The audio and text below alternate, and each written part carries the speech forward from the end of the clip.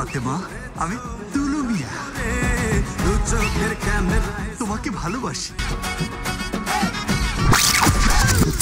ঢাকাই সিনেমার দর্শক প্রিয় নায়ক শাকিব খান অভিনীত প্যান ইন্ডিয়ান চলচ্চিত্র দরদ মুক্তি পাচ্ছে 15ই নভেম্বর। ছবিটি নিয়ে দেশের দর্শকদের অপেক্ষা ছিল, কেননা এই ছবির মাধ্যমে শাকিব প্যান ইন্ডিয়ান চলচ্চিত্রে পা রাখছেন। বাংলাদেশের পাশাপাশি বিশ্বব্যাপী দরদ একই দিনে মুক্তি দেওয়া হবে। এই ছবিতে শাকিবের সঙ্গে স্ক্রিন শেয়ার করেছেন বলিউড নায়িকা সোনাল চৌহান। ছবিটি নিয়ে শাকিব ভক্তদের মাঝে উন্মাদনার কমতি নেই, সেই উন্মাদনায় আরও ঘি ঢালেন অনন্য মামুন। সিনেমা মুক্তিকে কেন্দ্র করে নিজের একের পর এক পরিকল্পনার কথা জানান তিনি, তবে বাস্তবে সেই পরিকল্পনার অধিকাংশই বাস্তবায়ন করতে পারেননি এই নির্মাতা। ফলে শাকিব ভক্ত ও দর্শকদের রোষানলে পড়েছেন তিনি, পাশাপাশি গালিও শুনছেন অন্তর্জালে।